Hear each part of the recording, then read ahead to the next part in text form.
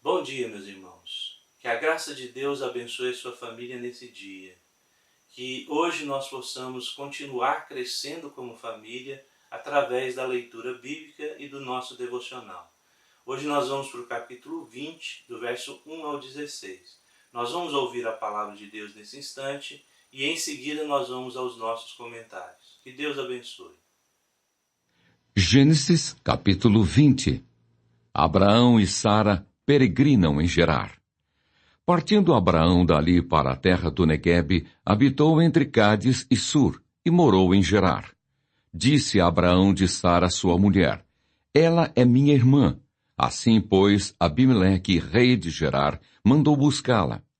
Deus, porém, veio a Abimeleque em sonhos de noite e lhe disse: vais ser punido de morte por causa da mulher que tomaste, porque ela tem marido.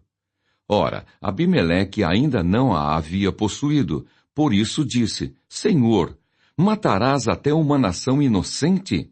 Não foi ele mesmo que me disse: é minha irmã?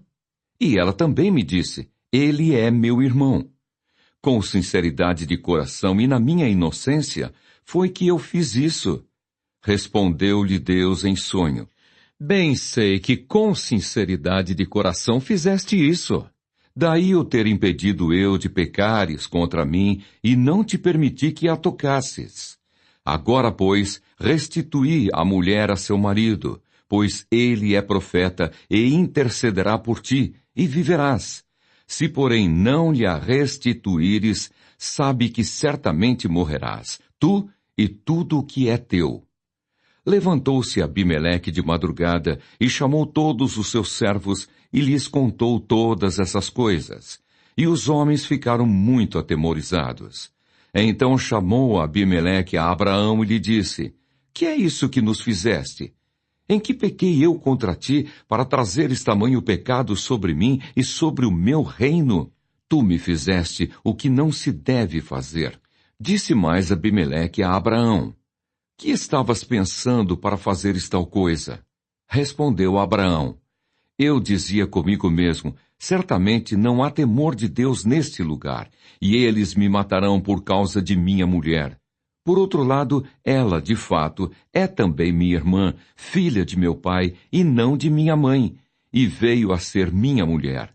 Quando Deus me fez andar errante da casa de meu pai, eu disse a ela: este favor me farás. Em todo lugar em que entrarmos, dirás a meu respeito: ele é meu irmão. Então Abimeleque tomou ovelhas e bois e servos e servas e os deu a Abraão, e lhe restituiu a Sara sua mulher. Disse Abimeleque: a minha terra está diante de ti, habita onde melhor te parecer. E a Sara disse: dei-me os ciclos de prata a teu irmão. Será isto compensação por tudo quanto se deu contigo, e perante todos estás justificada. Bom, acabamos de ouvir o texto bíblico e o texto bíblico nos mostra hoje uma situação que acontece novamente na vida de Abraão. O pecado é assim, ele de vez em quando ele retorna à vida do indivíduo se ele não se torna atento diante das situações que acontecem em nossas famílias. Abraão, nesse instante aqui, do capítulo 20, o verso 1 ao 16, ele está vivendo uma nova situação, a qual ele viveu 25 anos atrás, lá no Egito. Lá no Egito, Deus interveio. E nessa situação aqui também Deus intervém. A situação de Abraão é a mentira e a falta de confiança em Deus. O nosso autor coloca isso nas suas observações. Abraão agora está em Gerar, e ele resolve então fixar com a sua família nessa terra. Porém, nessa terra havia um rei chamado Abimeleque, que era também temente a Deus. Mas Abraão ficou com medo e novamente demonstrou que ele criava estratagemas na tentativa de salvaguardar a sua família. E diante dessa situação, Abraão provocou então uma situação complexa. Ele não só criou um problema de pecado para si, mas também para sua própria esposa, que acabou sendo cúmplice dessa situação. Mas Deus interveio, foi até o rei, mostrou para ele em sonho e o rei então não tomou uma atitude a qual ele cometeu o pecado. Pelo contrário, o rei então devolve a esposa de Abraão, Sara, e mostra para Abraão que o que ele estava fazendo poderia gerar várias consequências. Abraão então se arrepende, fica naquela terra por um tempo e Deus então derrama a sua graça sobre a sua família. O que nós podemos aplicar desse texto de hoje? Bom, o nosso autor aqui do devocional, ele diz para nós que nós vivemos numa terra peregrinando. E essa peregrinação nossa, ela nos leva muitas vezes ao deserto e a cometer erros. E nós precisamos crescer espiritualmente. E muitas vezes os erros nos dão a oportunidade de crescimento. Isso não deve ser normal, errar ou cometer pecado. Mas se acontecer, nós precisamos crescer. Nós precisamos pedir perdão a Deus e continuar a nossa caminhada. Não podemos desistir do amor de Deus em virtude de uma situação que muitas vezes se torna recorrente. Nós devemos avançar no nosso crescimento espiritual. O pecado não é natural. O natural é viver debaixo da graça do Senhor. O autor então ele faz outra aplicação e ele pergunta: qual é o seu ponto fraco? E ele menciona aqui algumas pessoas. Olha, o de Moisés era a ira. O de Sansão eram as mulheres. O de Davi também eram as mulheres. E no caso de Abraão, aqui na verdade era a mentira e a falta principalmente de confiança em Deus. Esteja consciente dos seus pontos fracos, porque é eles que te levam a pecar contra Deus.